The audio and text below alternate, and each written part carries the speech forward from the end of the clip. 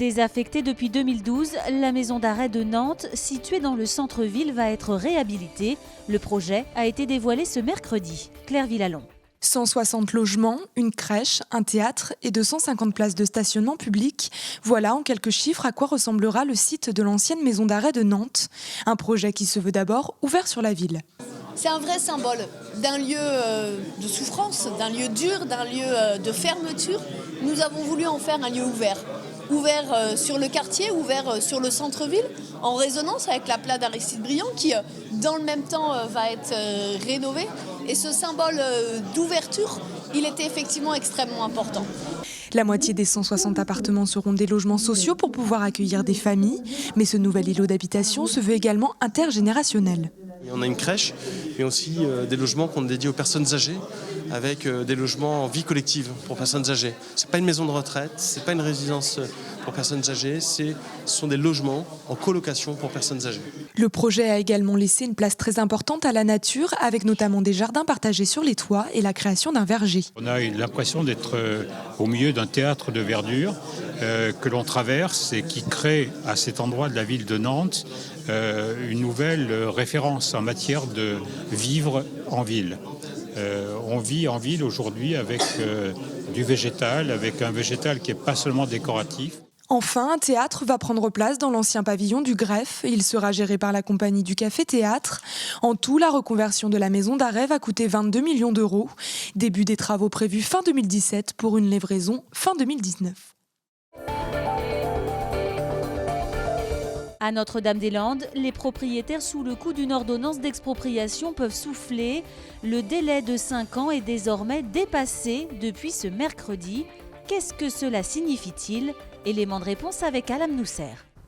Une journée comme une autre à Notre-Dame-des-Landes, et pourtant pour certains propriétaires, le 18 janvier 2017 était attendu avec impatience.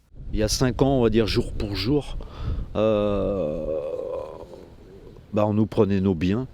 Donc, à partir d'aujourd'hui, le 18, on peut considérer qu'on va récupérer nos biens puisque le délai courait pendant 5 ans. Certains propriétaires ont toujours refusé de vendre leurs biens au Conseil général, mais suite à la validation de l'enquête d'utilité publique, la justice avait ordonné leur expropriation en 2012 pour commencer les travaux. Or, ces travaux ont sans cesse été repoussés par les recours en justice et par l'occupation militante de la ZAD. Le code d'expropriation prévoit qu'au bout de 5 ans, si les travaux n'ont pas commencé, si l'objet de la DUP, qui est la création d'une zone aéroportuaire, n'a pas débuté, les propriétaires peuvent demander la rétrocession, c'est-à-dire de recouvrer pleinement la propriété de leurs biens. 1650 hectares en tout, 1000 appartiennent à l'État, 650 sont concernés par l'expropriation, soit une trentaine de propriétaires. Donc ça peut toucher à la fois l'implantation de l'aérogare, l'implantation des pistes et aussi le bord routier. C'est une preuve supplémentaire que nous sommes bien décidés et déterminés à arrêter ce projet puisque nous voulons récupérer nos biens. Nous n'avons pas encaissé l'argent, il est resté à la Caisse des dépôts et consignations. Le temps aurait-il donc joué en faveur des anti-aéroports ? Pour le moment, c'est une nouvelle bataille juridique qui commence. Le FC Nantes joue ce soir son match en retard de la 17e journée de Ligue 1. S'il l'emporte face à Caen, les Canaries pourraient remonter à la 11e place.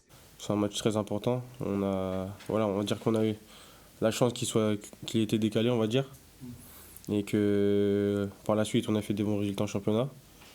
Je pense que c'est un match important qu'il faut le gagner pour basculer dans cette première pas dans la première partie de tableau, mais pas loin. Et aussi pour pouvoir ensuite enchaîner sur Paris plus tranquillement. Le mondial de handball à Nantes, ce sont chaque jour des milliers de supporters. En marge des matchs, ils se rassemblent dans le village du Parc des Expos. Ambiance avec Benoît Balti. Allez les Bleus! Allez les Bleus! Allez les Bleus! Ils ont tous le même slogan et indéniablement le secret d'un bon supporter, c'est d'abord une question de look. Pour ce mondial de hand 2017, le couvre-chef est à la mode, fourrure pour les uns ou encore plus animal pour les autres. Ça s'assume un poulet sur la tête ? Ah complètement, ouais. J'assume complètement mon poulet. Et dans cette ambiance bon enfant, entre 5000 et 7000 supporters se croisent ici tous les jours. Certains sont nantais, d'autres sont venus des 4 coins de la France pour assister au match organisé à la Beaujoire. En tant que Nantaise, on ne pouvait pas louper quand même ce démarrage à Nantes. Donc on vient de Quimper, donc on a profité de faire la route pour venir tôt au village pour profiter de ces petites attractions. Je viens de Seine-et-Marne, de Coulommiers. On vient du Pas-de-Calais, on est arrivé vendredi dernier. Le nord de la France était bien représenté, mais il ne faudrait pas pour autant oublier le sud. Coucou, moi c'est la Landaise, on est tous derrière les Bleus. Wouh! Mais être supporter, c'est aussi un coût. Le prix moyen d'une place s'élève à 35 €, sans compter le déplacement et l'hébergement pour ceux qui viennent de loin. Alors il faut s'organiser. On a pris des jours d'une semaine pour venir ici, comme on part du vendredi au vendredi, donc ça fait un peu d'argent à dépenser pour ça. Les réjouissances vont durer jusqu'à jeudi prochain. Il reste encore 3 matchs à jouer sur le site de la Beaujoire, et notamment un France-Pologne. Alors forcément.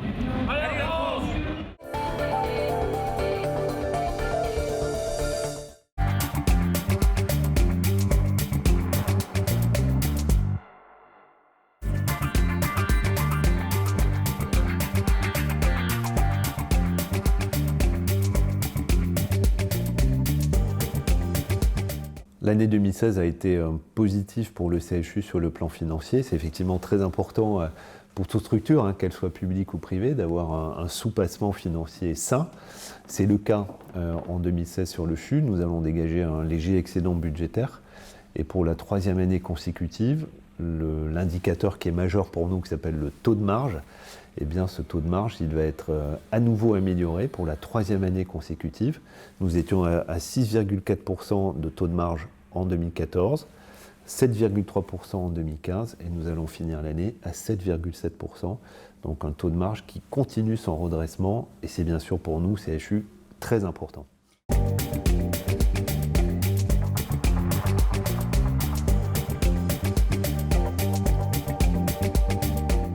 Nous, notre réponse, elle est opérationnelle.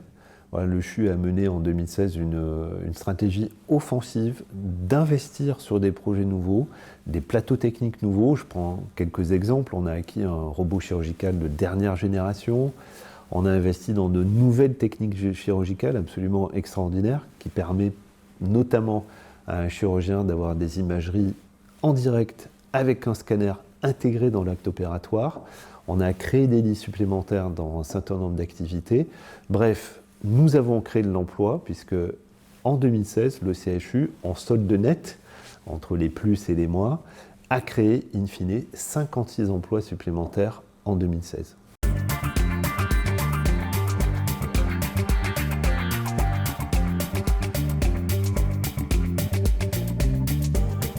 Le CHU investit résolument et avec détermination sur la recherche et l'innovation. CHU, c'est Centre hospitalo-universitaire. Dans cet acronyme, il y a ces missions de recherche qui sont absolument majeures. Pour rester dans la compétition qui est très forte, ça va très vite, pour garder nos cerveaux, en 2016, nous avons créé autour d'une vingtaine d'emplois non médicaux sur la recherche et l'innovation. Nous créons aussi des emplois médicaux. Nous investissons sur ce secteur parce que c'est un moyen de garantir le rayonnement du CHU, c'est aussi un moyen de fidéliser nos talents, et c'est aussi un levier économique majeur. Voilà pour ces 3 raisons qui font que nous investissons de manière très offensive sur la recherche et l'innovation.